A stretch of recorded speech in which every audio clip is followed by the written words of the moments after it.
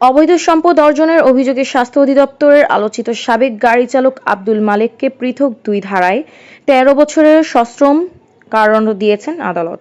রবিবার ২৩ মার্চ ঢাকার বিশেষ জজ আদালত ৬ এর বিচারক জাকারিয়া হোসেনের আদালত আসামির উপস্থিতিতে এ রায় দেন। ২০২১ সালের ১৫ ফেব্রুয়ারি অবৈধভাবে সম্পদ অর্জন ও সম্পদের তথ্য গোপন করার অভিযোগে আব্দুল মালেকের বিরুদ্ধে মামলা করে দুর্নীতি দমন কমিশন দুদক। মামলার বাদী ও তদন্ত কর্মকর্তা ছিলেন দুদকের সহকারী পরিচালক সৈয়দ নজরুল ইসলাম। মামলার এজাহারে বলা হয়, আসামি আব্দুল মালেক দুদকে দাখিল করা সম্পদ বিবরণীতে ৯৩,৫৩,৬৪৮ টাকা মূল্যের স্থাবর ও অস্থাবর সম্পদ অর্জনের তথ্য গোপন করেন।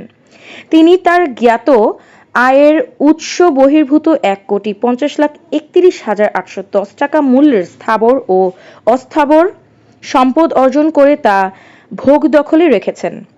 উল্লেখ্য, ২০২০ সালের ২০ সেপ্টেম্বর রাজধানীর তুরাগ এলাকা থেকে একটি বিদেশি পিস্তল, জাল টাকা সহ র্যাবের হাতে গ্রেফতার হন মালেক। তার বিরুদ্ধে তুরাগ থানায় অস্ত্র নিয়ন্ত্রণ আইন ও বিশেষ ক্ষমতা আইনে মামলা হয়।